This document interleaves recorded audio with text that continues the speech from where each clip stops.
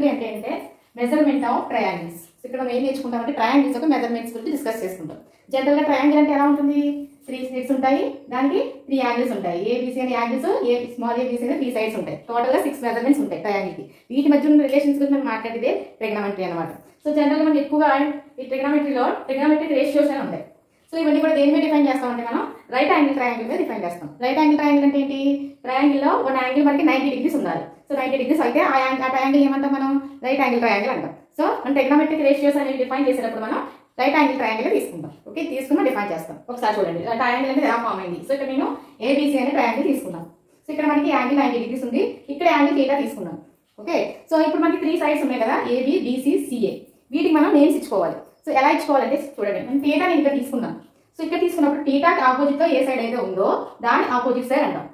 Okay, next θకి ఆనుకుని ఉన్నదాన్ని adjacent అంటాం. ఓకే, సో θకి ఆపోజిట్ లో ఉన్నది ఆపోజిట్, ఇది రిమైనింగ్ సైడ్ అడ్జాసెంట్. ఎప్పుడు కూడా రైట్ యాంగిల్ కి స్ట్రైట్ గా ఎప్పుడు కూడా హైపోటెనస్ అనేది ఉంటుంది.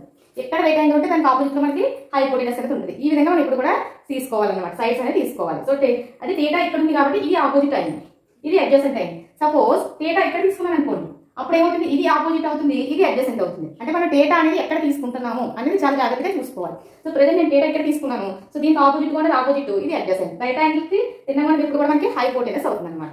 ఓకే, ఇప్పుడు ఈ ట్రయాంగిల్స్ మనం ట్రిగ్నోమెట్రిక్ రేషియోస్ అనేది ఏ విధంగా డిఫైన్ చేస్తామో చూడండి జాగ్రత్తగా. సో ఫస్ట్ మనం సైన్ θ. సో సైన్ θ ఎలా డిఫైన్ చేస్తాము? Opposite by hypotenuse. అంటే ఆపోజిట్ బై హైపోటెనస్ చేస్తే మనకు ఒక రేషియో వస్తుంది. ఆ రేషియో మనం ఎలా తీసుకుంటామంటే సైన్ θని తీసుకుంటాం అనమాట. అదేవిధంగా కాస్ θ. కాస్ θ ఎలా డిఫైన్ చేస్తాము? అడ్జాసెంట్ బై హైపోటెనస్ మనం కాస్ θని తీసుకుంటాం. Next tan θ. టాన్ θని ఎలా డిఫైన్ చేస్తాము? Opposite by adjacent. Opposite side by adjacent ఏమో తీసుకుంటాం మనం?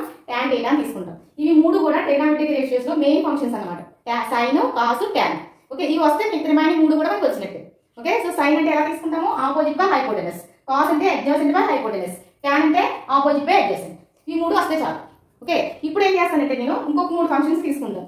అవి ఎలా తీసుకుంటాం మనం? జస్ట్ ఇక్కడ ఉన్న ఏవైతే రేషియోస్ మీరు తీసుకున్నారో వాటిని రివర్స్ చేస్తారనమాట.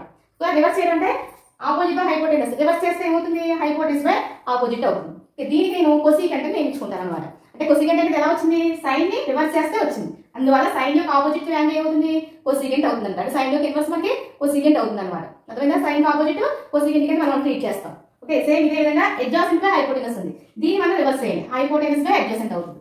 దీన్ని మనం ఏమని నేర్చుకుంటాం? సీకెంట్ θ. అంటే జనరల్గా మనం ఏం చెప్తాం? కాస్ θ యొక్క ఆపోజిట్ సీకెంట్ θ కింద తీసుకుంటాం. నెక్స్ట్ అదే విధంగా ఆపోజిట్ బై అడ్జాసెంట్ రివర్స్ చేయాలి, అడ్జాసెంట్ బై ఆపోజిట్ అవుతుంది. సో దీన్ని మనం ఎలా తీసుకుంటాము? కాట్ θ కింద తీసుకుంటాం అనమాట. ఈ విధంగా ట్రిగ్నోమెట్రిక్ రేషియోస్ అనేవి మనం డిఫైన్